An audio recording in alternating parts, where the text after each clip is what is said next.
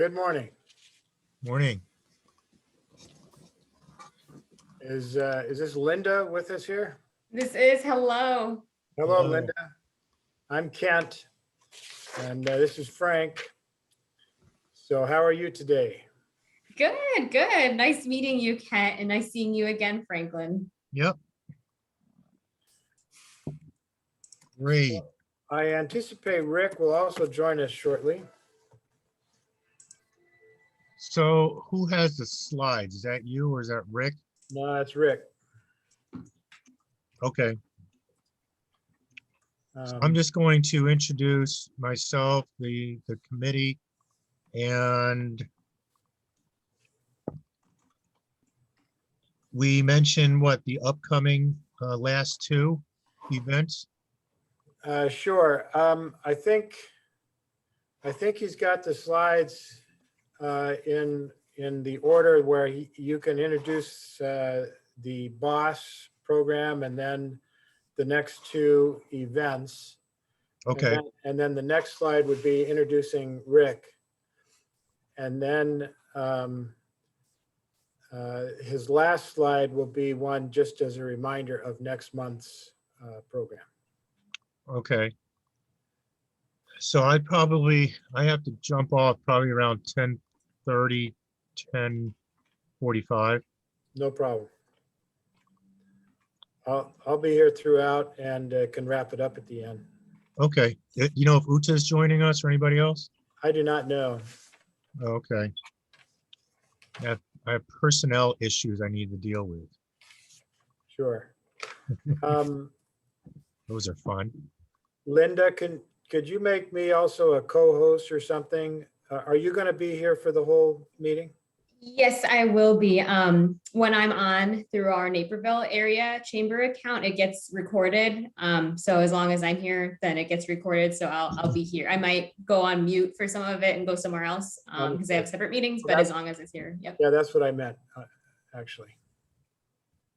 Okay, that'll be great. And then Franklin, do you want co-host as well? Yeah, just to be in case. Yeah, That's okay. good. Thank you. Yep.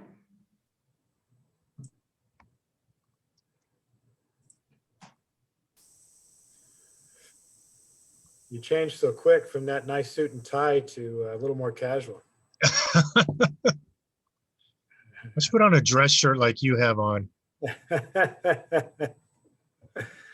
I don't know. I think you're more in line with the current vibe out there.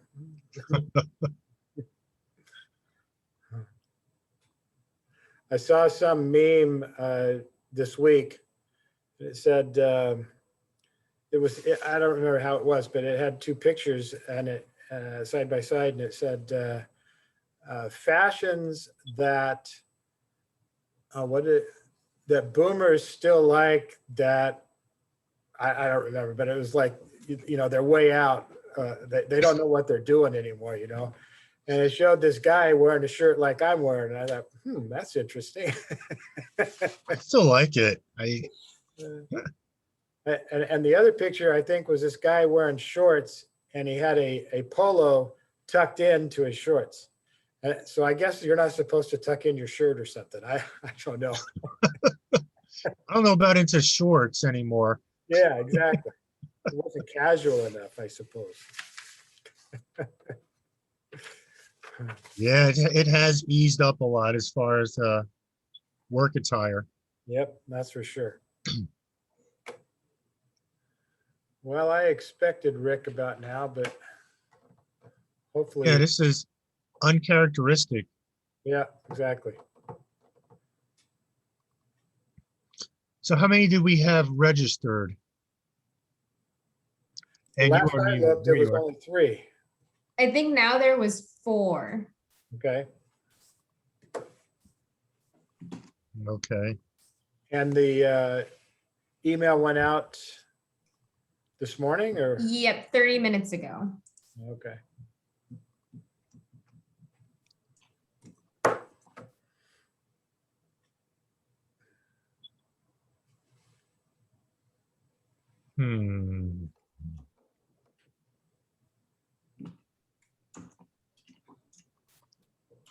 So I actually had the time, Kent, last night to work on V2M2 for the first time in probably a month or so.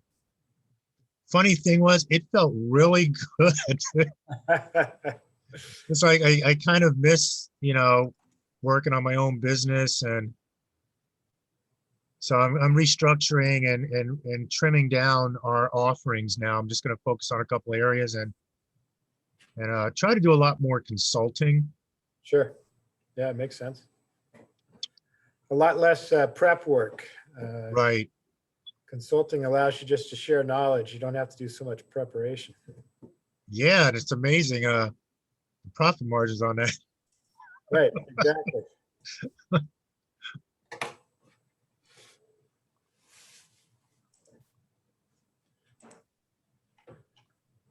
I would guess that so as a consultant, you get paid by the hour that you're actually engaged in the project. Whereas other work, you're developing something or creating something for somebody, you may not be charging enough per hour to cover all of the expense, because some of it may not work the way you expect and you have to redo it. You're right. You're exactly right. Here comes Rick. There he is. My gosh, I haven't seen him in ages. He's gotten younger. Wow. Good honest day's work will do that for you. I I'm getting older. think you can take that however you want. That's right. That's right. However, which way you want. That's good to see you guys. It's good to see you again. Good to see Good to you. see you. Yep. Been a while. Sure has. Rick, do you want to test and see if you have access to share screen? Sure. Yeah, looks like you do. Looks like I got it. Do you All have right. do you have the bookend slides I sent you? Oh, I have them, but I didn't put them in. Okay, Let me drop off real quick and I'll take care of that. it's a deal. Thanks. You don't, yeah, okay, that's cool. Stop sharing. You can just stop your video. You don't have to leave the meeting. Yeah. See, Kent, Rick is in style with the new business attire. I know, and he's Yeah. got a nice logo on that shirt too. Yeah. RPC leadership. That works. Mike, how are you? Just whirlwind right now. Sorry. You look a little more put together than last time. Looks like maybe things are. Yeah. I just. I didn't mean it in a my- bad way. No, that's fine. I appreciate that. I resemble that. I just got done with our ambassador meeting. We have this, and I have team 3 afterwards. And then I have to leave work early for a kind of a dinner work meeting. And then right after that, we get to go to a movie with friends. So it's a busy, jam-packed day that I'm just trying to catch up on all the work that I need to get in between that should have been done all day. But otherwise, yeah, no, life is good. Prioritizing the right things, I think. So yeah, Good Good. deal. we'll call it good. Good. How's everyone else doing? It's great. Pretty good. Things are rolling right along. Ah, there we go. I was in the Usually middle wake of an up early, but this morning I just couldn't. And I hate that because I feel like you just lose valuable time in getting things knocked out. Yeah, I got up on time, got my exercise in, but the exercise I have kind of a routine that I'm trying to add a little bit to. We got a dumbbell set that was impossible to find during the earlier stages of COVID. So now I'm trying to add a little bit of different exercises. And some of it has sped up, but then I'm adding more. So we're getting it. Just trying to see if this is something. in regards to- It helps. Track season started for us. So at the high school, they have just a gorgeous gym. So after, we're done training the kids, I always just stay after and have the entire gym to myself, which is just amazing. So I can, pop a lot of gym selfies and things like that without people watching me. Like all the young kids do. There's the vanity coming out. Here's before and after. And I'm going to say that in jest, but I've actually just today took a picture of myself with my shirt off because I have a picture of me. I haven't done that yet. Yeah, well, I have a picture of me post-surgery, and it's basically of this huge gut that I had and the incision. It's a grotesque picture for a lot of reasons. It would have been grotesque pre-surgery, let me put it that way. So I took a picture of I've been taking a picture of my scale as I had gone down, and just kind of like date stamping that on my phone. And Nice. just like, you know what, I'd like to go back and compare what my gut looked then to what it looks now at, from 262 down to 190. Well, today 198. Wow. Congratulations. Yeah. Well, actually, I'm on my way back down just a little. I went down to 191, and then I kind of slowly worked up to 200, and I've been staying right about 200. So kind of go up and down 1 or 2 pounds is about all I do now. Rick, how did it work out? Yeah, it worked out. It converted it to my background. If you don't mind that, we're good to go. Yeah, I was going to remind you to retain source formatting. That's what you have to do to avoid that. But it's All okay. right. We'll go with it. It's not a deal breaker. We can, Yeah, it's all right. The content's all there. we can adapt. In fact, you can go ahead and share screen and put that first. Now, did you break it out so that the first 2 or 3 and then that fourth one goes at the very end? Yep, I did. Perfect. Okay. And there's the one at the end. Yeah. So we don't have your share yet. So I'm going to do the general introduction of the boss, and then Kent is going to introduce you in the program. Okay. Unfortunately, Rick, I hate to do it, but I have to drop off early. I have some work things that need to get done. It's all right. I won't take it personal.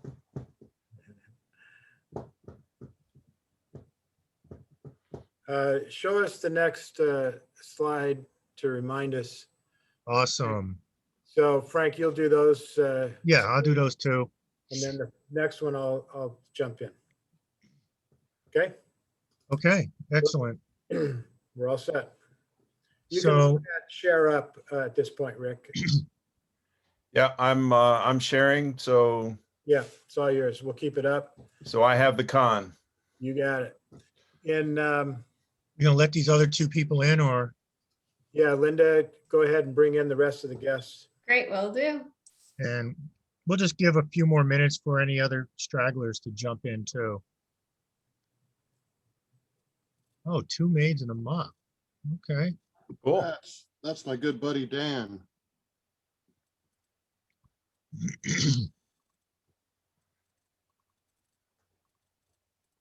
Yeah. Good to see Dan again.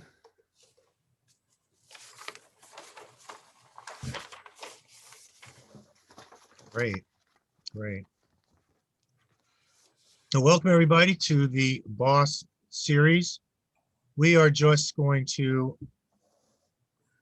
give ourselves a few more minutes for any additional people that might want to join that weren't able to hop on right at 10. We'll probably start about 10:05. Gives another 4 minutes.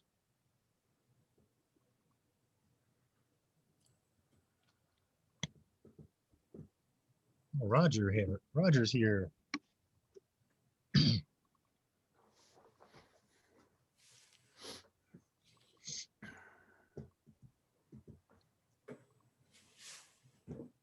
Hey, Mr. Franklin. Morning, Roger. How are you? I'm good. Is this program at 10:30? At 10. 10. Okay. We were waiting for you to join us. That's what everybody kept asking. Where's Roger? Yes. We're just giving a few more minutes for any stragglers to come in.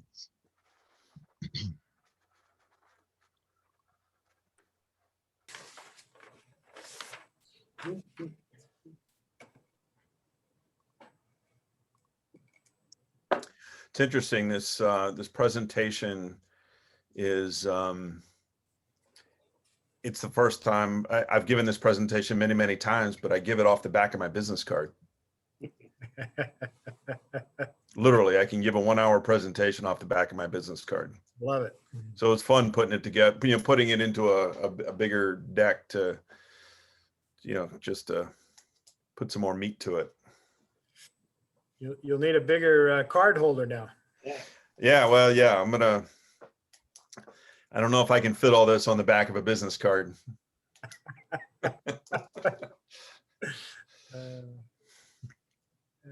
Might be a few less words, I suppose. Yep. But that's one of the things I always tell people. So why aren't you using both sides of your business card? Yeah, that's a good one. Contact on one side and just something that allows you to do a spontaneous, here's what we do for a living. Here's what we do for God and country on the other side. I used to have a business card that was like a 3x5 card. And my business card portion was just at the top of one side. And the rest of it were lines on front and back to take notes. Cool. So I'd hand that to people and say, okay, this is what we're going to talk about today. And then they could start writing it down. I haven't done that for a lot of years, but at one time that I did that. We just got to figure out what the business, what the virtual world or, the digital, equivalent of that is. You got it. Even though science still says handwritten notes are still more retained than keyboarded notes. Yep. Franklin, I think we're good to go. Good to go? Yeah. Okay, we'll get started. Welcome, everybody. Thank you for joining us this Wednesday morning for the Business Owner Success Series. My name is Frank Rivera. I am the chair of the Naperville Area Chamber of Commerce Small Business Owners Committee. We're joined here by Ken Palmer, Mike Baker, and Roger Chabla, who are also on the executive committee of the Small Business Owners Committee. We put together these series to help businesses learn how to operate, how to scale, how to be sustainable. And we are on our third to the last event. We've been holding these for several months now. And today we're going to hear from Rick Lochner about business operations and management. We can go to the next slide. I'll talk about the last two. So as you can see, we've done a lot of these series all the way from leadership to today. We have two more remaining, one on the 19th of May, centered around finance, and the last one will be centered around social responsibility, which I believe that's Rick as well. It is. So if you really like what Rick has to say today, or if you don't like what Rick has to say today, still show up on the 16th of June. But I know I have heard Rick speak many times, and I think you're really going to enjoy his delivery and just the content that he presents to you. So without further ado, I'll let Ken go ahead and introduce our speaker. Thank you. Thank you, Frank. Pleasure to be here with everyone today. Welcome. Glad to have you. Rick Lochner is the president of RPC Leadership Associates, Inc., a certified veteran-owned business where he helps business owners make leadership a way of life. Rick is a graduate of the United States Military Academy at West Point and has over 30 years of leadership experience across military, corporate, entrepreneurial, academic, and nonprofit organizations. Rick holds 2 master's degrees, Master of Science and a Master of Business Administration, and he's also an adjunct professor at Aurora University. His popular leadership workshops range from understanding generational diversity to effectively managing change in today's dynamic business environment. Rick is the author of several books, including The Missing Piece for Entrepreneurs, and I'm Still Saying, More Revelations for Making Leadership a Way of Life. He gives back to the local community as a mentor and coach for District 203 Business Incubator course. Today's presentation will be Business Operations and Management. We're really excited to have Rick join us and make this presentation today. Rick, the time is yours. There will be time for Q&A, and we'll finish up by 11:30. Sounds good, Kent. And thanks so much for the opportunity to talk about, a topic that I have with many of my small business clients. I've renamed the title just a little bit, just to be a little bit more specific about what we're going to talk about today. And that's managing the multiple layers of your small business.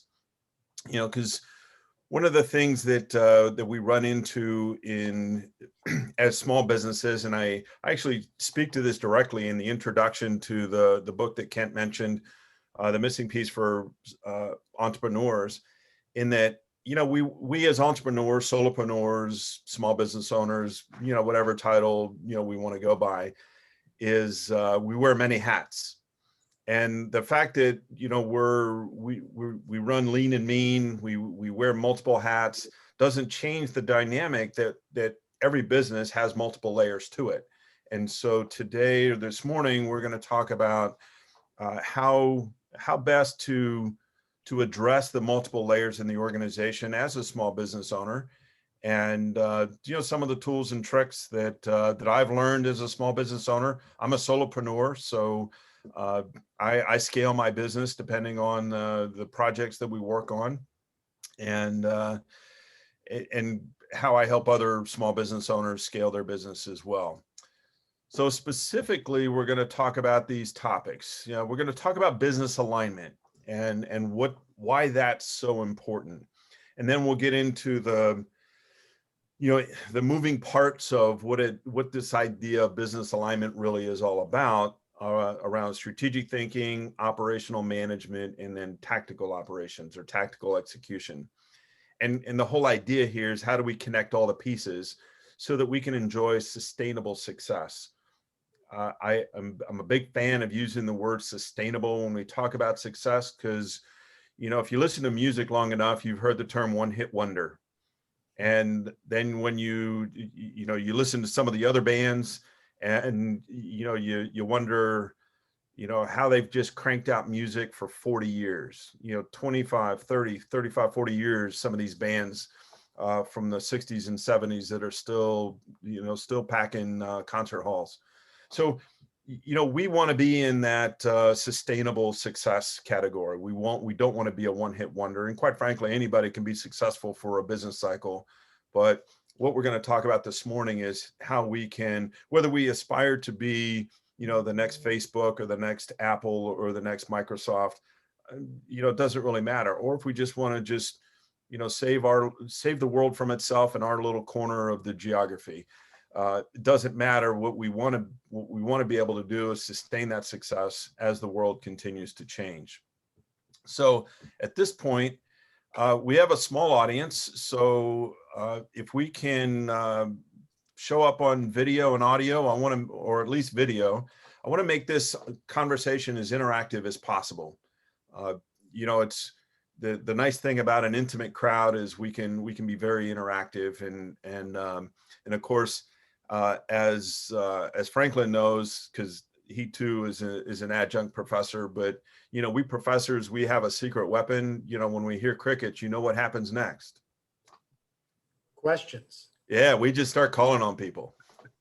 So let's make this as interactive as possible. Don't want to spend the next 80 minutes, just pontificating. This is a great topic where we can ask any questions that you want. If I happen to miss you in a question that you put in the chat, Ken, if you happen to see that, or Franklin, just throw it out there. You got it. So business alignment, what is it? So the idea of business alignment at least from in my world, was born out of a job that I had. I was a director of engineering for a small company you might have heard of called Sprint. And and it occurred to me that, you know, there was a lot of moving parts, and being a systems thinker by nature, it just seemed that we were all over the place. And so I started putting together this idea of how do all the moving parts align. If you know, if you're old enough to go back in time where when I was a kid and a young adult, I used to work on my own car engines. Back then, car engines were mostly mechanical, not a whole lot of electrical. And so you could do that. But the idea that an engine, a human body, all the parts need to work together in order to reach optimal performance.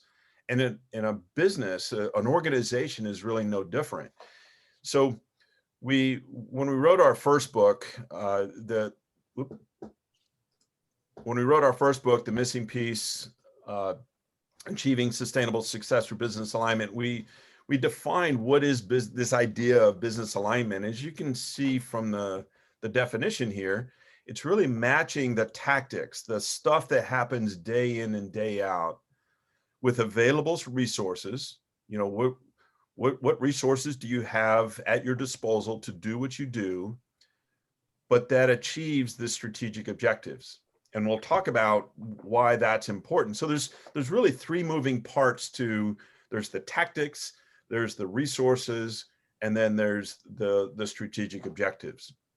And so we set that stage, and that was really in 2012, when we published The Missing Piece, it was really to introduce the market to this idea of business alignment through a business alignment maturity model. In 2015, when we essentially took the business alignment process and applied it to the world of entrepreneurs. I also have a book, that The Missing Piece for Nonprofit Leaders and The Missing Piece for Corporate Leaders. So we've taken this and we've rewritten it in the language of the audience, because entrepreneurs they're a rare breed.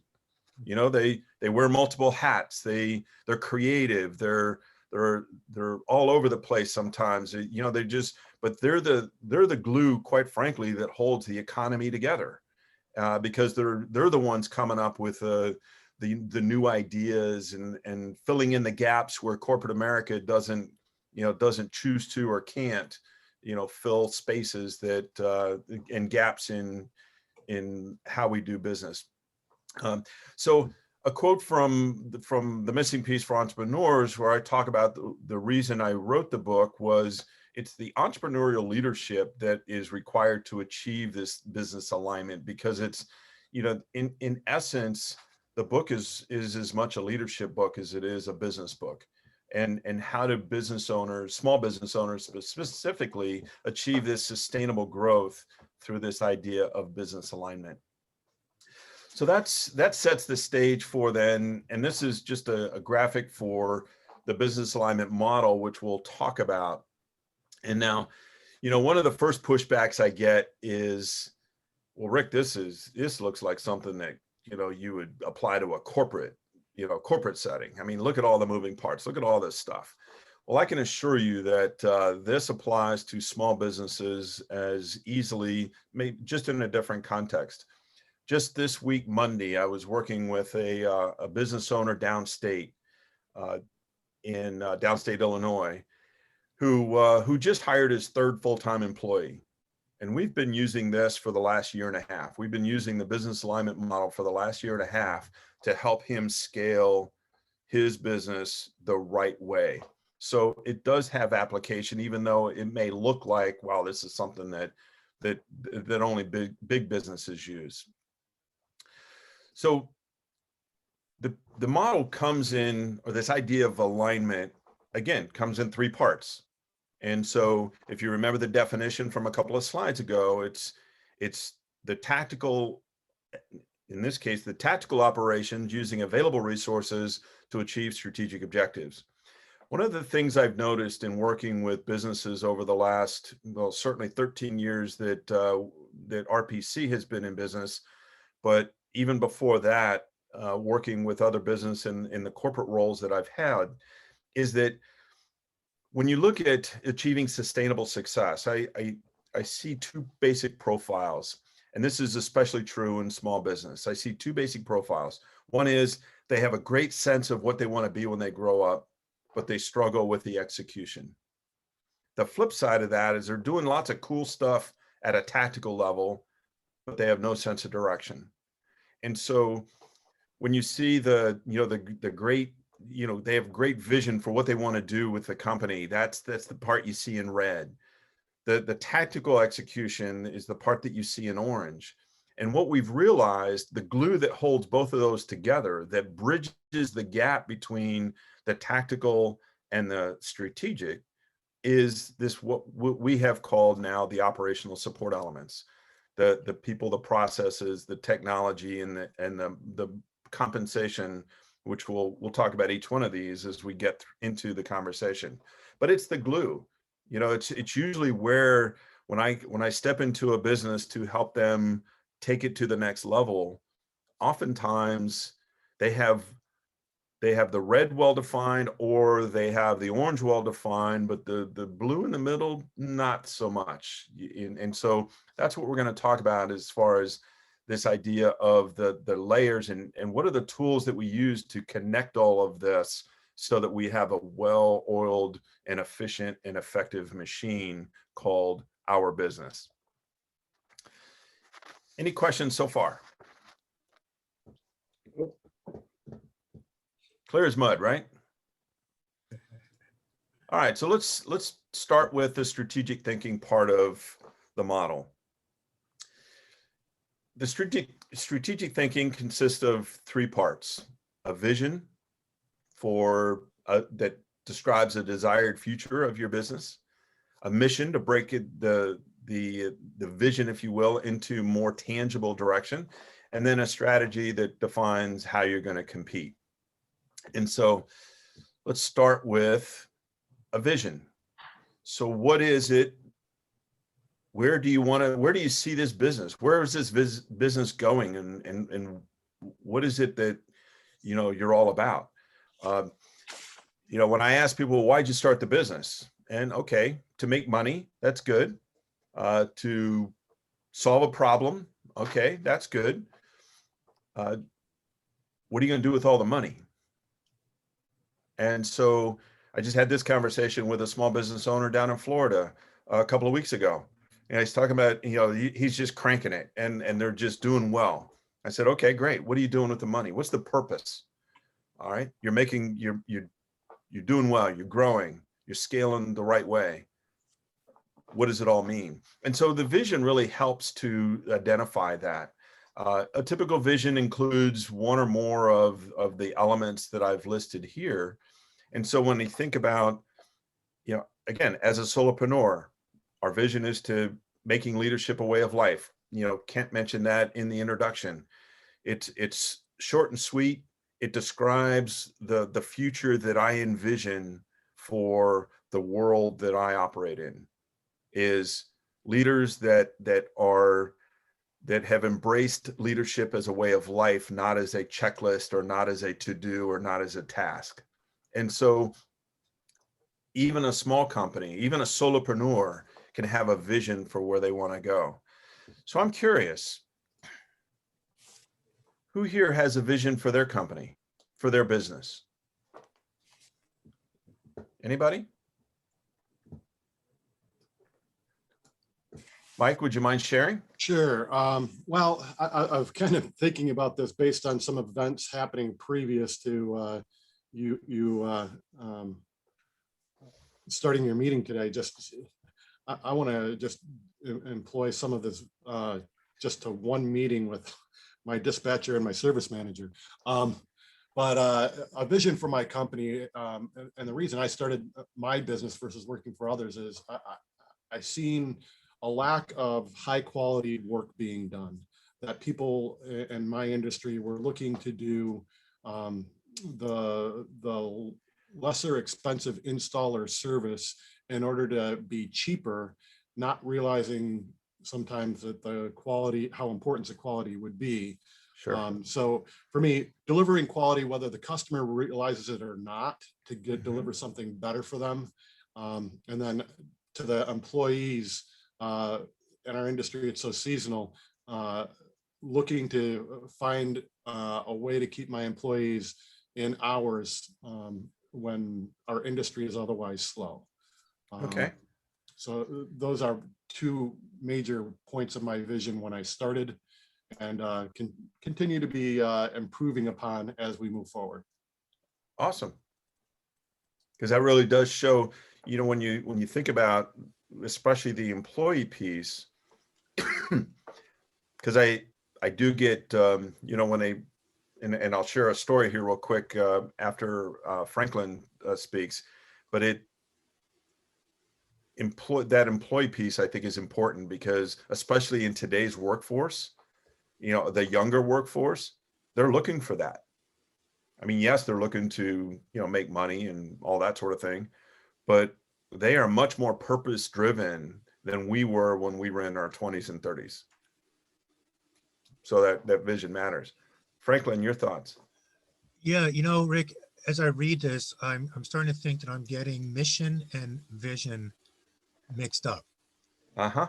Because I think when I, first think of V2M2, I think of, we want to implement and develop digital strategies that prove or that bring measurable revenue results for clients. So marriage of business acumen and digital strategies. Yeah. But I think that's more of the vision. I mean, the mission. That is a mission statement, actually. Right. In the truest sense. Yes.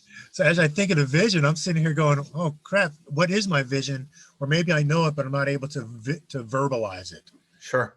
But and the thing with vision is, entrepreneurs are dreamers, right? they are, and God bless them. That's what makes entrepreneurship such a cool thing to get into. They're dreamers, and so when you think about what the dreams are for the business, that's where the vision is going to show up, right? It's aspirational. Visions are not, you don't measure visions. You don't say, okay, we got a checklist to our vision. It's an aspiration. It's more emotional than anything else. We belong here because this is how we're going to change the world, or at least our corner of it. Mm. And I love the way that Mike explained it, because yeah, you can reduce painting to a commodity. I get that. As you can. I mean, I tell people all the time, there's 1,000 coaches in the Chicagoland area. Hell, there's one on every street corner.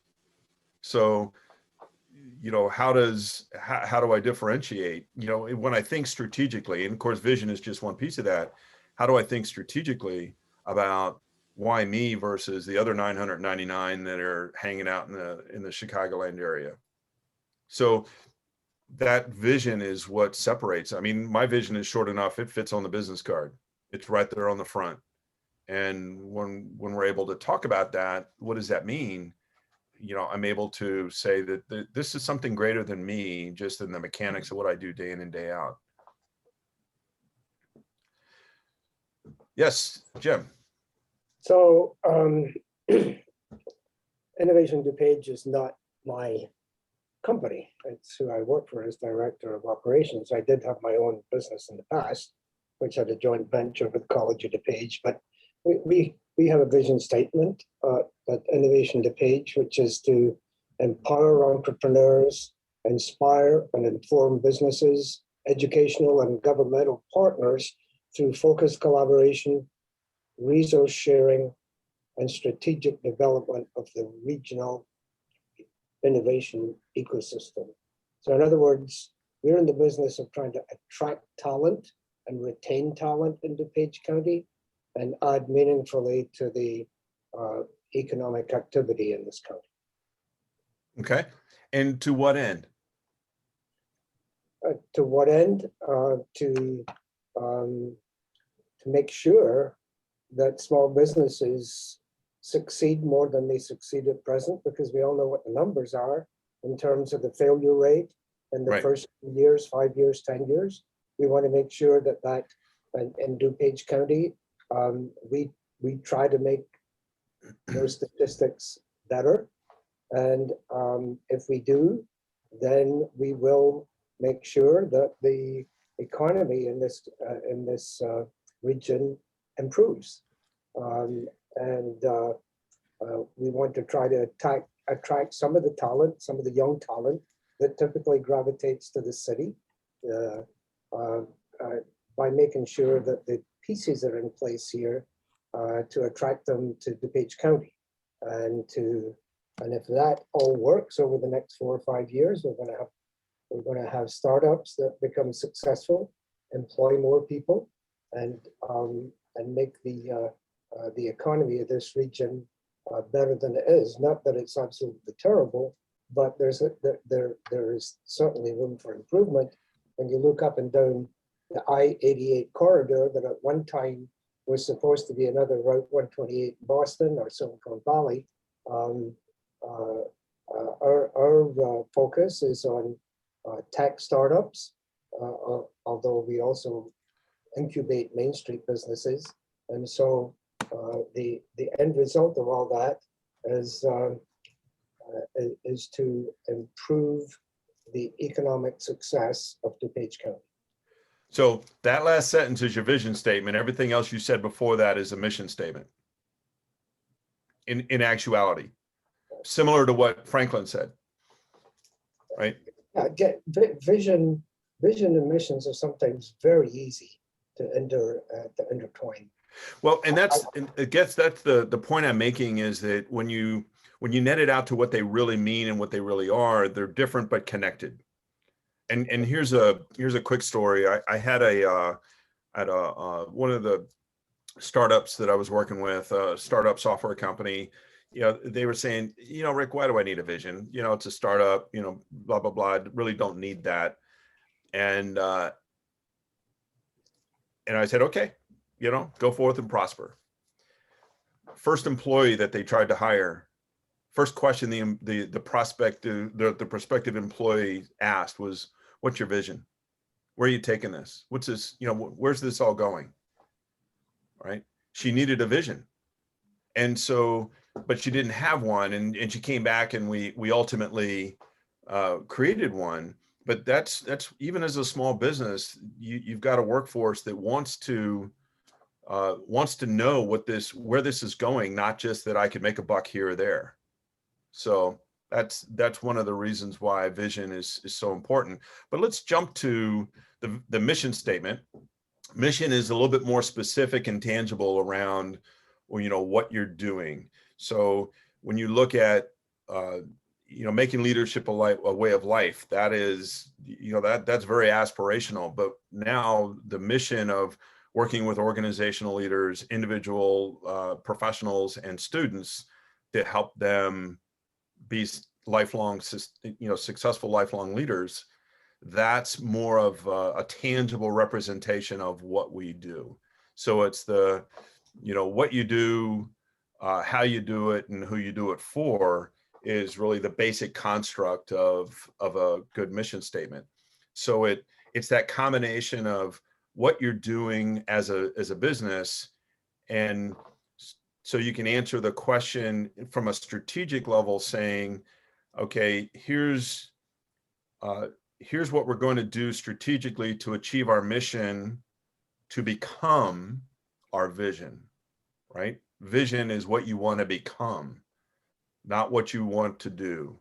So that's where the three get connected in as a business. So, your business's mission is, what do you do? How do you do it? And, at a macro level, and who do you do it for? I get that question a lot. I'm glad, Jim, you brought it up, because, you highlighted that, and as Franklin as well, sometimes visions and missions get confused. They get conflicted, but there are they're very connected, but they're two very different purposes. Vision is emotional. The mission starts to become a much more tangible representation, so that's what people understand. They buy in heart and soul to the vision, and then they'll buy in hands and feet, if you will, to the mission. So let's talk about strategy. Now, strategy is the third piece of the strategic thinking process. And it looks at basically the bottom line is, how do you compete? That's all strategy is. How are you going to compete? And so the more definitively, it's the actions, decisions, analysis that the business leader takes on to say, how are we going to compete? And the two tools I've listed here are ones that I use myself.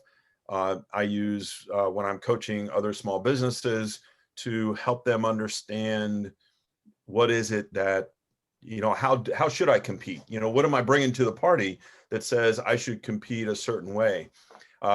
Just for those that don't know, a PESTEL analysis it's an acronym that stands for political, economic, social, cultural, technology, environmental, and legal moving parts, right? So it's that look out into what I call outside the castle gates. What's happening out there that influences how you're going to compete in the marketplace. I have a lot of nonprofits that are absorbing a lot of money from the Biden administration, and that's changing a lot of the ways that they are approaching their next strategic planning cycle. So, as the politics shift, as the social cultural norms shift, as technology certainly moves at a quick pace, how does that all influence the way you compete in the marketplace? So the SWOT analysis, most people call it SWOT analysis. I take it a step further. The SWOT analysis is the first step to the SWOT synthesis, but I'm big on context. If you're going to compete, you can't just say I got X, Y, and Z, and I'm gonna take it to market. That's what we commonly call the Field of Dreams strategy. If you've seen the movie and understand the reference, build it and they will come. And so the SWOT synthesis looks at contextually, how are you going to compete? What are you really bringing that is unique in the market? And so it's that thought process that says, here's how we're going to go to market. Here's how, as a business and leadership coach, I'm going to go to market, even though I know that there's thousands of coaches out there already, but here's what we're going to do different. And here's how we're going to do it in a unique way to compete. So the last point here is culture and values are also reflected in the vision, mission, and strategy. So, and we'll get to the culture part as we get to the through all 8 layers of the model, but you define that culture and your values as built into your vision and your mission, your purpose, if you will. Your values are part of that. The desired culture, you don't have to define the culture of your business. I've given presentations before on this idea of building a culture in a small business because I wanted to dispel the idea that you can't have a culture if you're a solopreneur. Well, my org chart fills an entire PowerPoint slide, and I'm a solopreneur. And so the culture that I have as a solopreneur that every business owner has is not just the employees it hires. The culture is who it chooses to do business with that are part of that business success. Your accountant, your lawyer, your webmaster. I'm not using my original webmaster because they could not evolve as we evolved. I've switched banks twice in the 13 years because my bankers couldn't keep up culturally with the way we wanted to do business. And so it's all built into this idea of this strategic thinking is, what do you want your culture to be? What are your values that you espouse? Because that's all going to filter down throughout the organization and through all stakeholders that you do business with. Yes, Franklin. So interestingly enough, the culture also can define who you choose to do business with as clients, correct? That's correct. Okay. Now, I was just thinking about that because I think early on, I found out, well, actually not early on. Early on, I was just hungry for money for the business. So as things grew, I realized that, a lot of these clients just don't fit our culture, you know, and that's why there was so much headbutting and so much frustration, but it took a while to figure that out, Mhm. you know. So I was just thinking off the top of my head. Well, and it's, you know, you may run into clients that, as I have, you know, they, in this desire to close deals and grow and make money and the like, you know, where's your left and right moral boundary or ethical boundary? And, you know, as I've run into that over the 13 years as a coach, you know, I've got a couple of choices. I call it, and if they correct it, fine. If they don't, then we're done. So,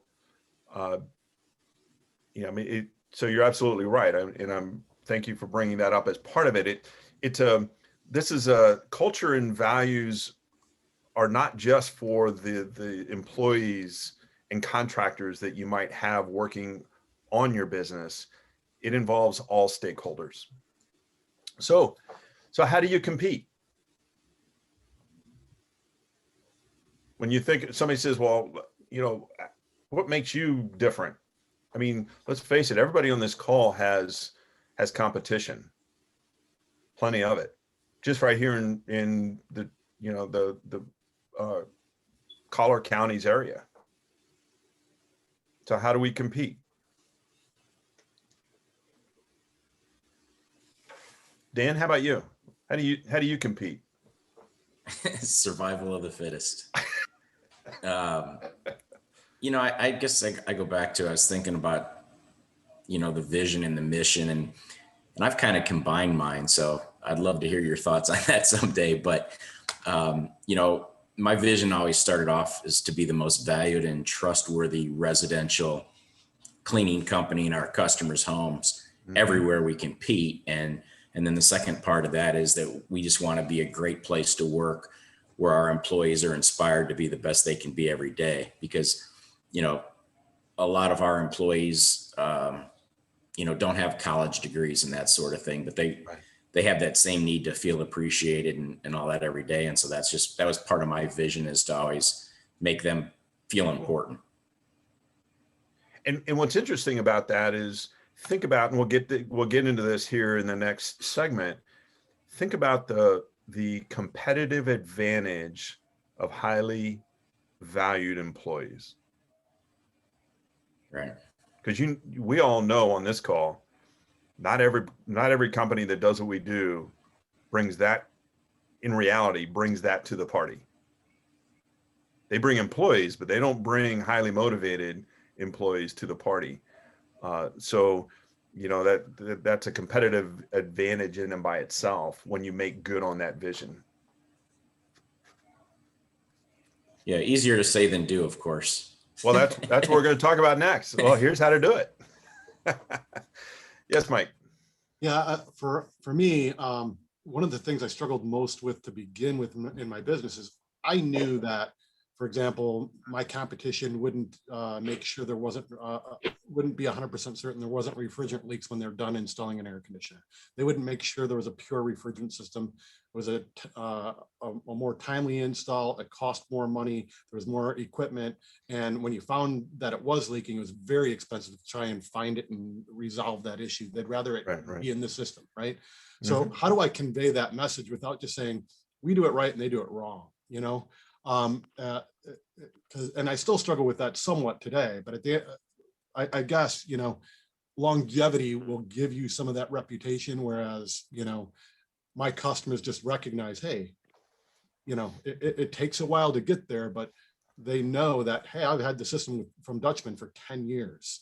And then to what you, without issues, you know, and then you just have higher percentage of happier customers, and then standing behind what you do. Even when the customer is wrong, they have to be right sometimes.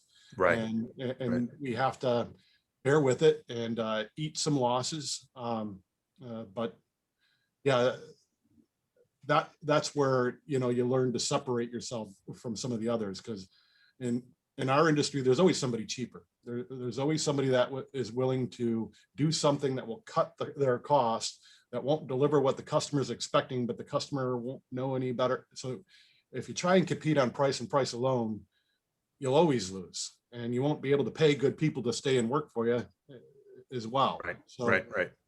you know, I'll digress and let you move forward. Okay. Now, and that's, you know, I love to hear that. I especially love it when I'm talking with small business owners who consciously don't compete on price. I love, you know, hanging out with those, you know, because they have that right mindset that says, you know, we're going to provide a valuable service. Of course, the biggest obstacle to that is, you know, same with me as a coach. A lot of my marketing is education-based marketing. I have to educate the population that this is different than, you know, what you're going to get from the yellow pages or just a traditional Google search. It was especially Showing my age difficult. with the yellow pages reference, but It was especially difficult for me because I am very frugal. Dutch is known for that.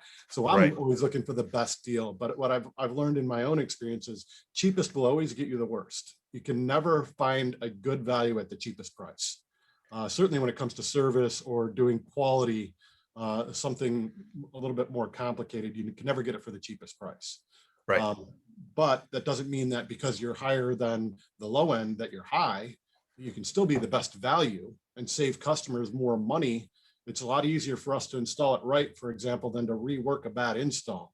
And it costs a lot less to do it right the first time than to rework it. And, you know, one of the sayings that I've heard that really holds true, you can spend a little bit more than you anticipated today, or you can spend too much forever. Which would you rather do? Sure. I like that. It, yeah, it's not how much you spend, it's what you get for what you spend. So it's really a question of differentiation, right? I mean, Absolutely. your differentiation may be you've got better employees, or it may be that you've got better knowledge because of your background versus your competitors. But it's about finding that differentiation and expounding on that differentiation to your potential customers. Well, it's also having a differentiation that people care about, Correct. right? You know, Right. hey, if you got the sexiest service, you know, if it's the old Henry Ford thing. If I listen to my customers, I'd have built a faster horse, right? You know, just because you got the fastest horse, Right. but people aren't buying horses anymore. They're buying cars. You know, they want something else. And so it's that differentiation in a way that matters to the market. That's why SWOT synthesis, PESTEL analysis, and as a small business owner, you know, it's probably a good point to bring up. You know, a small business owner, you know, you're probably saying, well, Rick, well, when do I have time to figure all that crap out? And one of the questions I ask, especially small businesses, is what association do you belong to? Most do, you know, spend some level of membership money with either local associations or, you know, trade associations or whatever the case may be. If they're not giving you competitive intel, then go find another association, go find another member, you know, something else to be a member of, because competitive intel for a small business owner should be one of the key things you're getting from your chamber membership, your association membership, whatever membership you have. Because it's one thing to be different. It's another thing to be different in an area that people care about and are willing to buy. Yes, Franklin. But so Rick, when you think about things like electronic banking, when that first came out, you know, it was like, hey, this is going to fail because we need that personal relationship. The market didn't care about that. Or Exactly. having the, you know, everyone's going to have a laptop in their home. You know, they didn't really care about that. So what if you're a business that is you don't know if the market really cares about it, and they don't know that they actually need it until those methods are proven as being effective. And I say that because, you know, if you are differentiating by having a totally different approach to a problem, and the market is not used to that type of approach, you're going to be met with a lot of resistance until that process is proven. So that could be another way of differentiating, but the market at that point really doesn't care about it. So you give up or you keep pushing on to prove the But point. here's where vision, an excellent question, because I face this day in and day out. So you train skills, you develop attitudes. I mean, it's a basic mantra in the coaching world. You train skills, you develop attitude. Well, as some of you have heard me say in my other presentations, I'm in the attitude adjustment business. I mean, that's the only way you can make leadership a way of life, is to shift your thinking to embrace that as a way of life. And so, to Franklin's point, the market says, well, just come in and, you know, train for half a day and, you know, we'll be done. Right? Well, the leadership development world is $1 billion sucking sound. I mean, they're just throwing money down this big old hole and they'll never see it again. And so I have to educate my prospects. I work with 7 different community colleges in this Cook, Will, DeKalb area. And even then, I slowly, but over time, I've moved them from just coming and do a half-day workshop to, hey, let's break this workshop into 2 by 2, and I'll do 2 hours, give them some field work so they can apply the concepts, and we'll come back and we'll do another 2 hours. Well, now most of the regular ones that I do work with have embraced that. So when they go out and they get workforce development clients, they automatically pitch it that way now. Instead of pitching it as a half-day workshop, they'll pitch it as a 2 by 2, 3 by 2, you know, so we can develop over time the attitudes that really need to be developed on top of the skills. So I work with that dilemma every day. But if your vision is solid, if you truly believe in that vision that you have, then you'll stay the course. Does that make sense?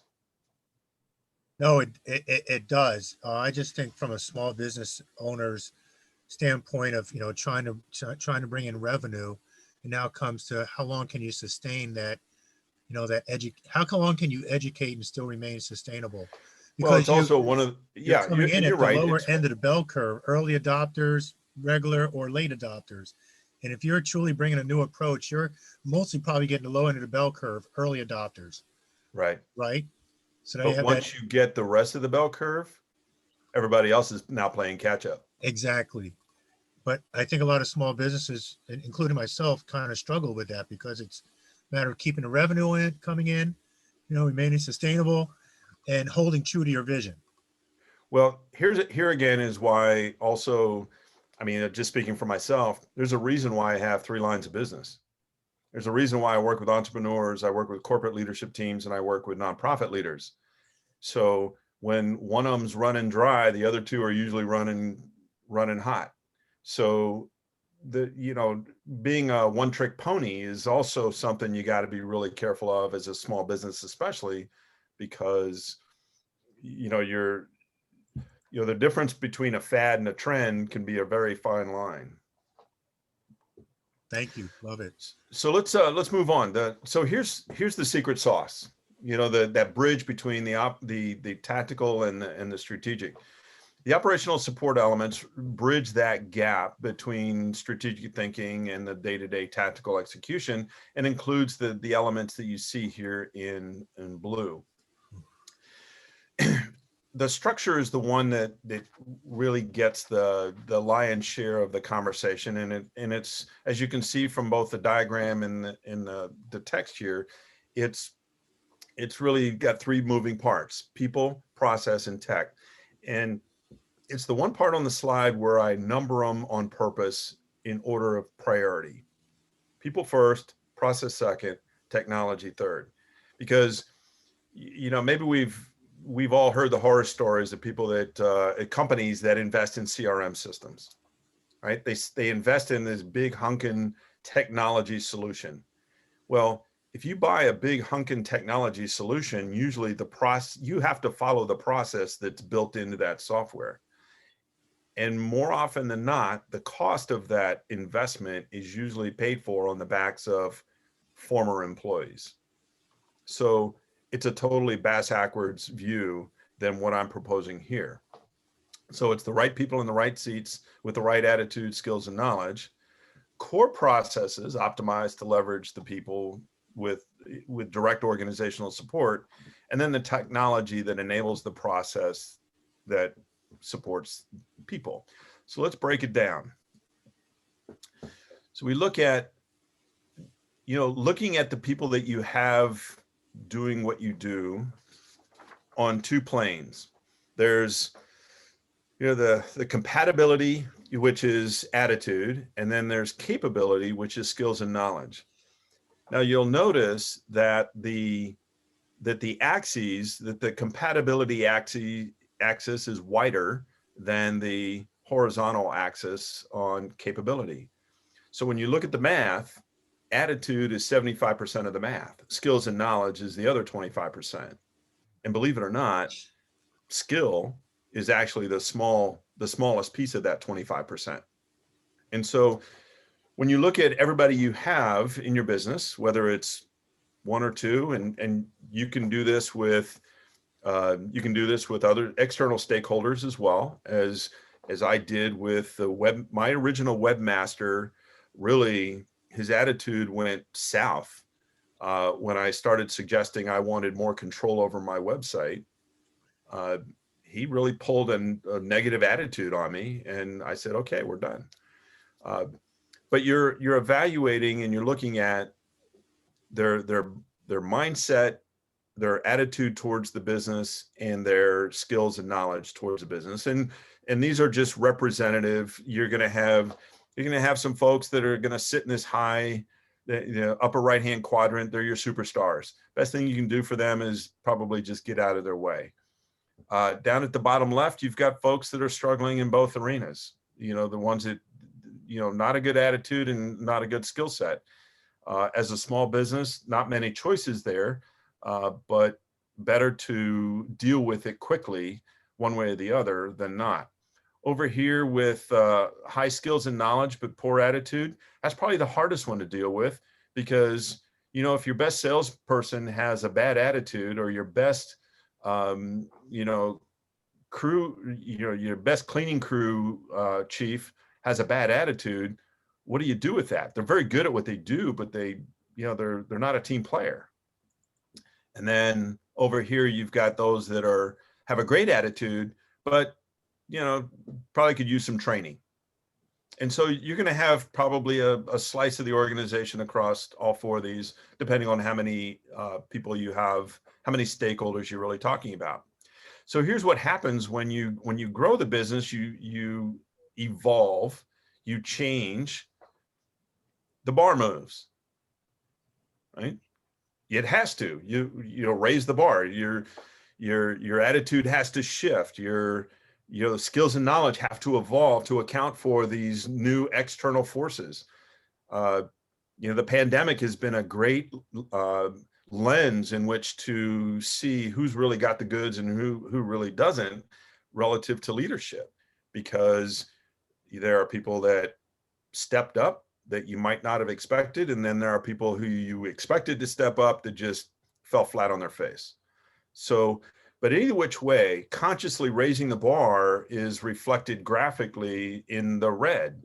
And so when a refrain that I often hear is, Rick, well, I'm doing the same thing I was doing 2 years ago. 2 years ago as a superstar, and now I'm kind of that middle of the road.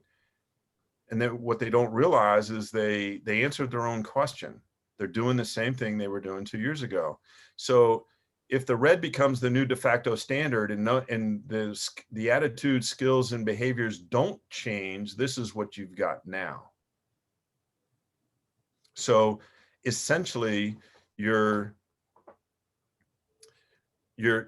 trying to achieve new results with old resources, not old age-wise, but skill, attitude, and knowledge-wise. And so what do you have to shift. You constantly have to be aware of what new skills, what new attitudes, what what new knowledge has to be acquired in order to move this. So we've got folks that are adapting to the new world order, the new standard in which the company is going to operate, the business is going to operate. I've spent a whole, several, through the chamber and others, I've got a presentation just on adaptability alone and what that means and how that both individually and organizationally. So at the end of the day, where do you sit? It's a rhetorical question. I'm not looking for answers, but as you look at you and your team, where do they sit on the, in the red scale, not in the blue scale, in the red scale? Because that represents new, that represents today and the future, not yesterday. Hey, Rick, I'm thinking that red scale could also be your vision, right? I mean, the vision is to improve your situation and get better and do more things. And I want to be the best. I want to be the go-to place. Exactly. So that raising the bar is what gets you there. Exactly right. This almost looks to me like, oh, I got 3 new hires coming. Or I've got, well, or in a all, lot of training to do. well, you got some training to do. You've got, you can't raise the bar without raising the expectations. But what most business owners and business leaders do is they raise the expectation on, okay, instead of doing 5 a day, we want to do 8 a day. Okay, I mean, that's good, but to sustain that, what's the attitude shift, right? What new knowledge do they have to embrace in order to stay relevant, right? That's another key word for especially small businesses. How are you relevant? Gets back to Jim's conversation around, it's great that you have that you have these strengths and these things that you do, you're unique in a way, but if it's not relevant, then who cares? And so if you're an associate, if you're an employee, if you're a vendor, if you're a partner, and you don't stay relevant to what the business needs, like my original webmaster, like my original banker, if you don't stay relevant to what my business needs, we're done. Yeah, don't need you. I mean, I don't know if anybody else has switched their business banking, but what a pain in the butt that is. But it was that meaningful. It was, by God, I was not going to sit here and have anybody on my team that wasn't a player the way I needed them to be. I've been in a situation, Rick, where the company I worked for was the vendor to our customer. And I've been in that situation where they raised the bar, so to speak, and our company could no longer deliver the goods. Okay. And so they met with me as the representative and said, okay, we don't really need you anymore, so we're cutting the tie. Mm-hmm. Now, while that hurt and everything, I went away and thought about it and recognized they were absolutely right. We had not stayed ahead of the game and delivered what they needed. And so this can work not just within your organization, but think about what your customers are expecting. And, yes. And are you trying to deliver that still? Are you still raising? I see lots of applications in this. This is really great. Yeah, this usually does get a good bit of conversation, just to your point. It has so many different, it's a thought process, right? I mean, if we just even forget the graphical representation for a moment, just the thought process that says, if you raise the bar and don't raise the level of attitude, skill, and knowledge, I mean, it's just a simple math, right? I mean, you got to do different to get different. There you go. So the next piece is process, and this is, there's a couple of Question here. Go ahead, Roger. Yeah, sorry to interrupt, but like that corporate culture attitude and how do you have maybe a staff of 6, how do you instill that more or less that positive attitude, that energy through the team? I mean, you have staff meetings. How do you execute that on a daily basis? How do you instill that day in and day out to your team, I guess? Great question. Well, the first part of it is you have to describe what the new looks like, right? And where, and this is not just in a situation with small business owners. I find it across the board with leaders of small businesses, nonprofit and corporate businesses is, so business owner, describe the top 3 attitudes that associated with your growth plan. You know, what is it that, how do people need to think? How do you and your team need to think about you're going to step out ahead of everybody else? I had a client that when we first met 7 years ago, he told me, I'm going to own this market. I'm going to own it. And he didn't own it at the time, but he said, I'm going to own it. And I know I need help to do that. And he did. And he owned it. He took it over. I mean, he's got offices all over the place now. So, but it starts with what you as the business owner, what do you model day in and day out? What do they see? And then what are you describing? Because you have to have the integrity of, and my definition of integrity, your beliefs, your words, and your actions all tell the same story. So, you know, what you model and what you say is important. And then, as we'll get to here in a couple of slides, what you reward will reinforce what is important. So that's how you get your team on board. You say, okay, we're going to do different. We're going to think differently about this, because that's where behavior starts. It starts with how we think, and then we do the way we think. So here are the attitudes that we're expecting, and here's what those attitudes look like, so that they can connect the dots and say, oh, okay, instead of just doing the minimum, doing, you know, enough to be efficient, we're going to spend a little bit more time now having a conversation so that we're more customer centric. That's a shift in attitudes from being commodity to value add, for instance. Does that help? Yeah, I absolutely. Because after that, Roger, it's a lather, rinse, repeat. You know, I mean, really, it's just that repetition that they expect it. When I told the engineers and project managers at Sprint that they had to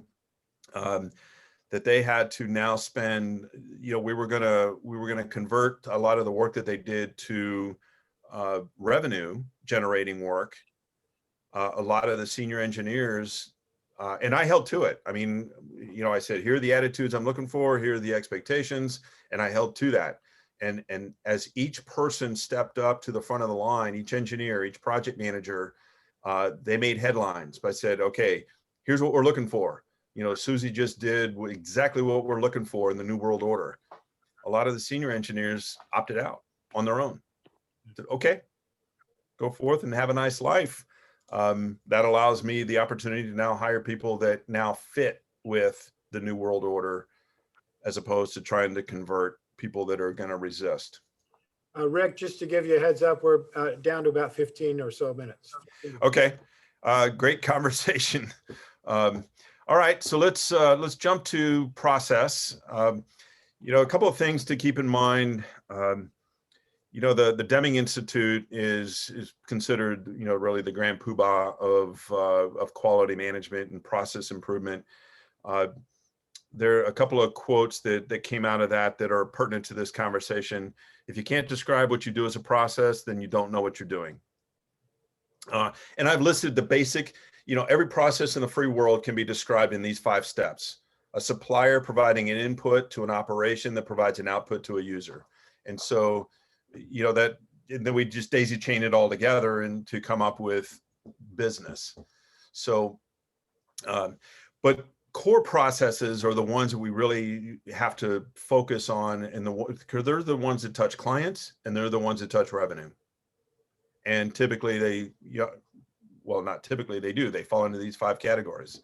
How how you take orders, how you bring that essentially onboard that client, if you will, how you do what you do, how you provide the service, how you provide the product that you do, or how you create the product, not deliver. Deliver is the outbound, how you deliver what you create that was ordered, how you market and sell, and how you maintain. Those are the 5. Now, every business, small, large, or in between, has some element of these 5 core processes. And so these are the ones that you have to absolutely make sure are that directly support the success of your business. Of course, every business has all these others that what we call supporting processes, IT, HR, finance, and I'm sure there's others. These support the business, and quite frankly, and maybe even a few but you got to be careful about the service, marketing, and sales. But because they're core, careful what you outsource and careful what you keep. So, you look at your core processes, how are they adding value to your business? Are they, because I've run into situations where core processes are actually slowing down the business without the business owner even realizing it.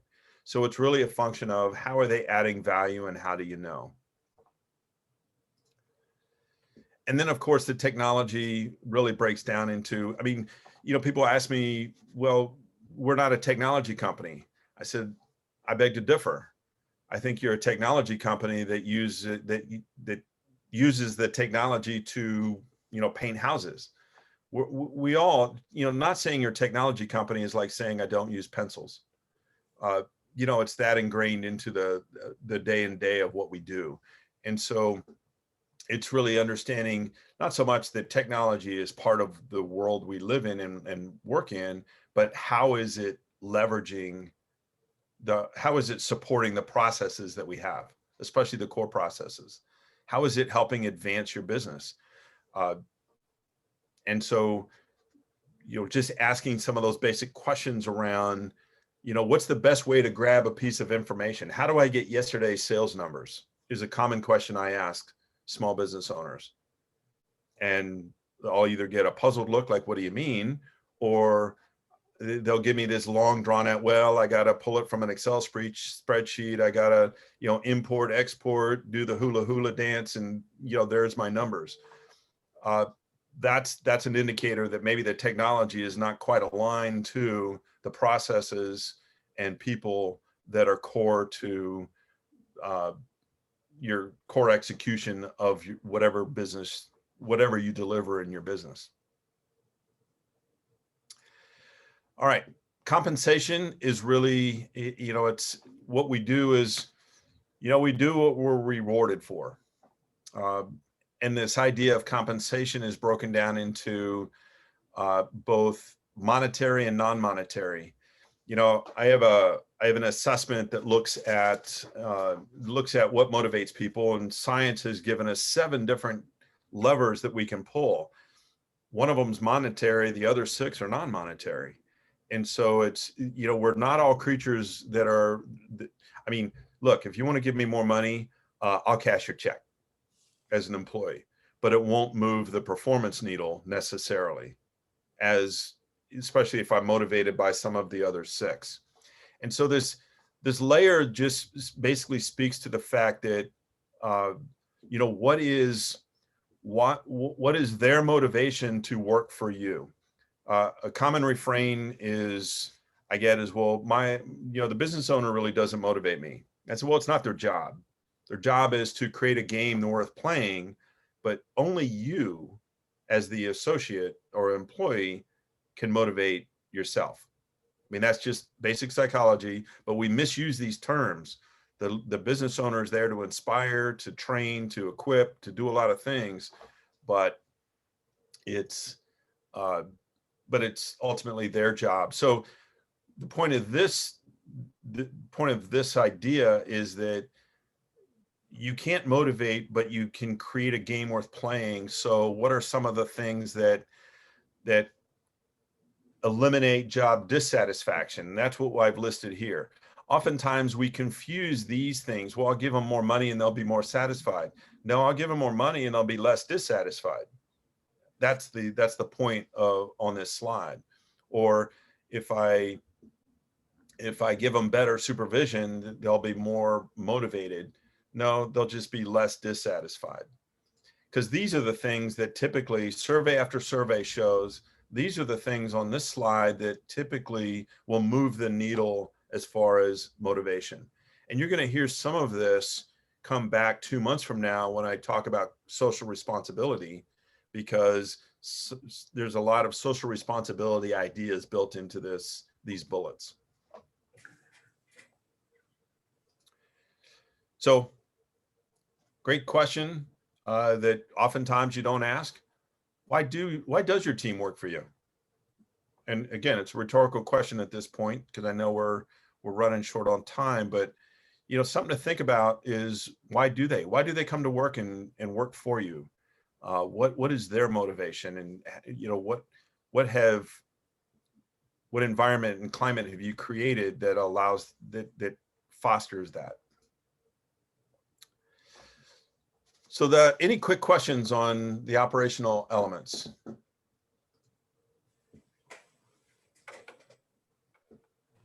Okay. Gave me All a right. lot to think about today, Rick. Oh yeah, that's the idea. I know, thank you. All right, so the tactical execution, here we're going to wind it down. Yeah, I know we got a couple minutes here. So what you see in orange is really around the goals, the methodologies for tracking and measuring, and then achieving desired results. Not just any result, but desired results. So, you know, science once again tells us that goals are great motivators, especially when these conditions exist. They're specific and tangible. Who among us doesn't want clear expectations of what's going on?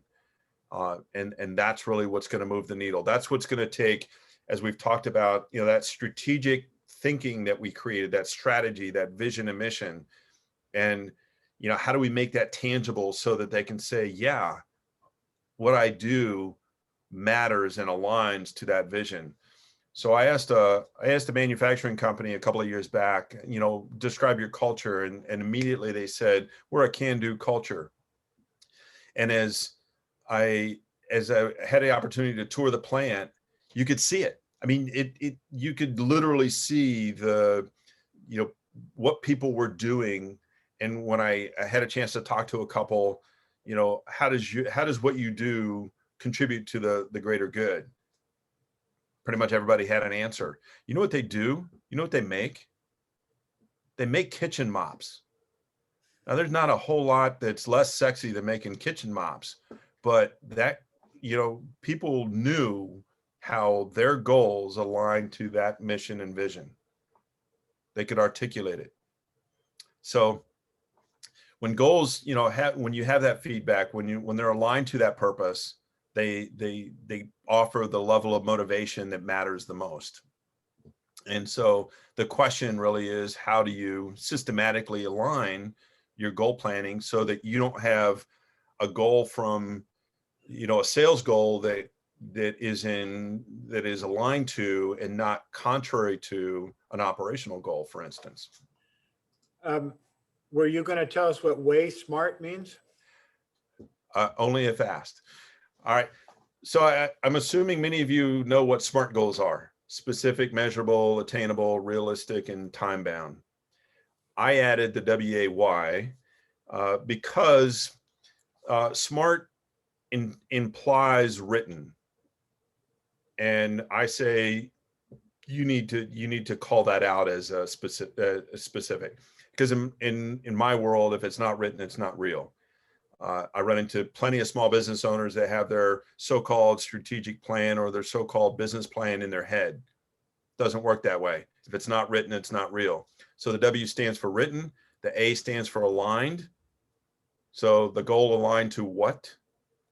Similar to the question I asked Jim, you know, to what end, right?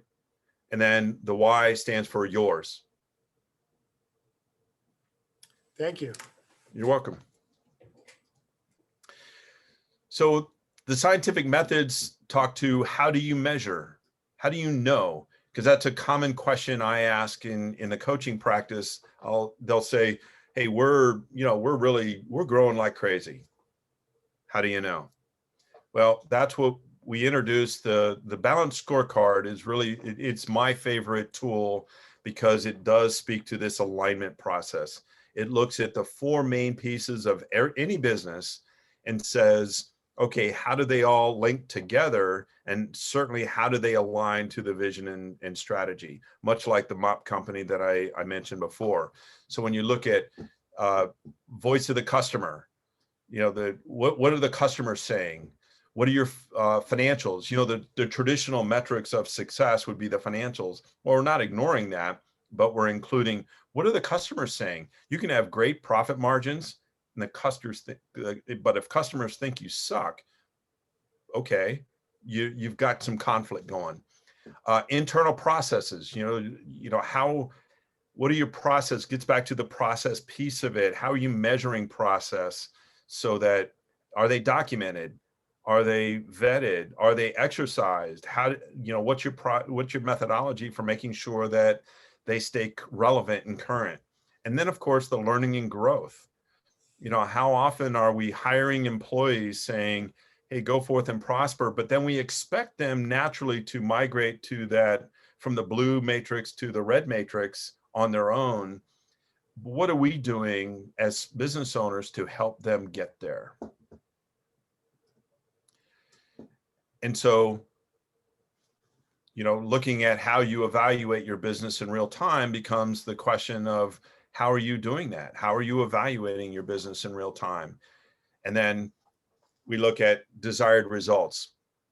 One of the traps that small business owners especially get caught up into is they confuse results with activities. Hey, look at all the stuff I'm doing. I'm wearing 6 hats, or, we're moving and we're shaking, we're all over the place, but where are the results? And so that's what we need to focus on. And there's really 3. We're probably used to the first 2, efficiency and effectiveness, but I challenge every business, small or big, how are you measuring adaptability? How are you measuring the fact that your customers yesterday wanted blue things, but now they're asking for green things? How are you making that shift? How are you adapting to shift in demand? And how do you know? And then, of course, one of my favorite stories, a manufacturing company, I was talking to the CEO, said, oh yeah, we publish the financials. They're in the cafeteria, where everybody eats. I said, okay, cool. Who reads them? Had no idea. And so it's not just about publishing. It's about, having conversation within your business. Here's what's happening. Here's what we're doing well. Here's where we need to move. Here's where we need to, adapt because of these things that are happening in our market.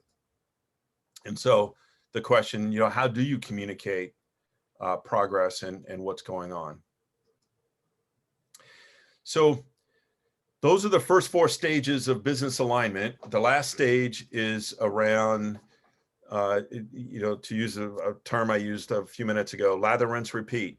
Stage 5 is when all of this is happening culturally. So when you talk about culture, when you're doing these things every business cycle, you have this level of alignment, then that is stage 5 alignment, because now it's just embedded in the culture. So that when new employees come along, either to replace or to add on, that everybody knows this is how everything connects. This is how it all ties together from our vision to our end result, where the business meets the customer. So kind of wrap it up here. Every layer connects to the layer above and below.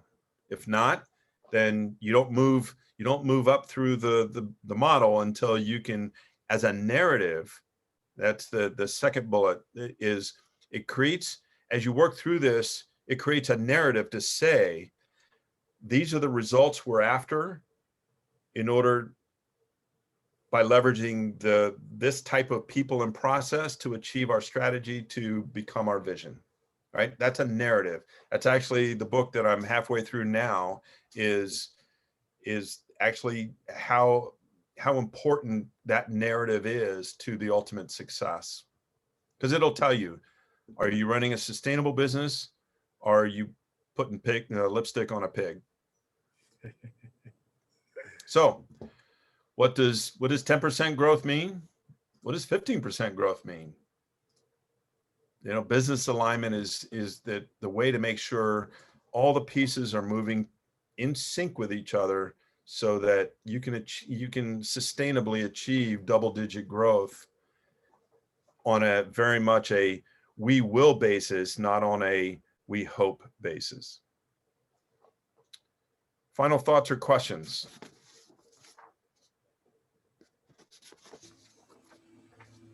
So here's the challenge then. Go ahead.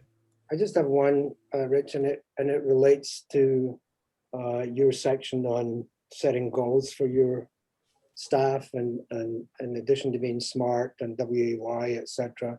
I've found over the years that there is a temptation by those setting goals to outline too many. I know that, I mean, my background was in banking. I know that I perform best when I work for individuals or organizations that said, here's the 2 or 3 things that you have to achieve. This is why we hired you. But too many times people say, there's the 2 or 3 things that align with your background, and this is what I want you to do. But I don't have anybody to do this, this, and this. So I'm just going to load it onto the expectations I had for you as well.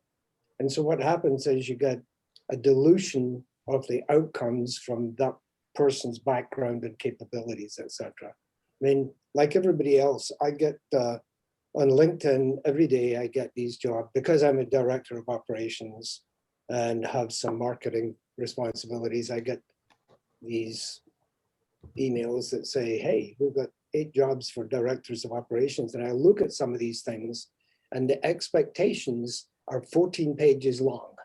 Right. And so I think that's a mistake that a lot of businesses, especially small businesses that are not able to hire people in specific areas as much as, you know, General Motors is. But it is something I've found that decreases good outcomes rather than increases good outcomes. Well, I'm a big fan of, from a goals perspective. Now, yeah, I'm certainly not in favor of 14-page job descriptions.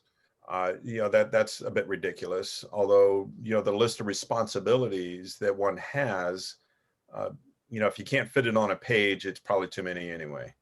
And then, but I'm a 3 to 5 when it comes to goals, priorities, which are tied together directly. I'm a 3 to 5 person.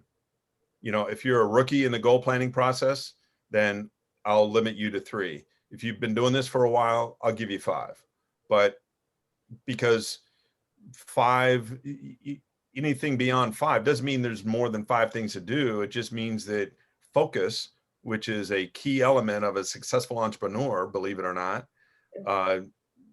means that you got to determine what those priorities are and focus on them. And when you knock out 1 or 2, then you go to the next 2 or 3, and on and on and on. So, Rick, we'll need you to go ahead and wrap up. All right. So here's the challenge. What are you going to do in the next 30 days to improve the alignment based on what you've learned today? In order to help you do that, I've got a free organizational assessment that aligns to what we've talked about today. So feel free to take it. I'll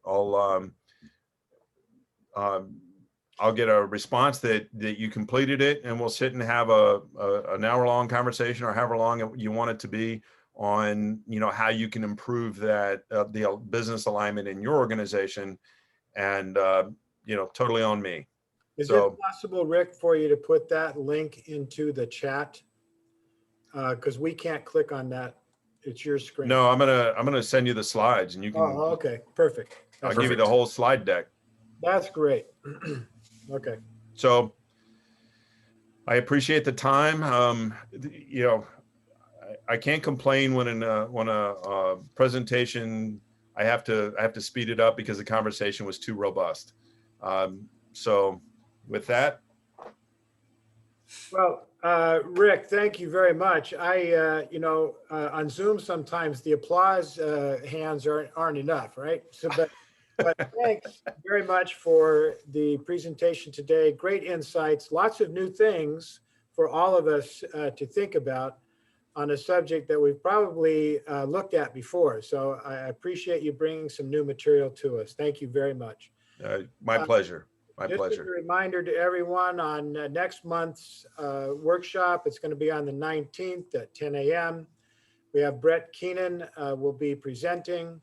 He is a CPA and also has an MBA. He has a business where he provides CFO services.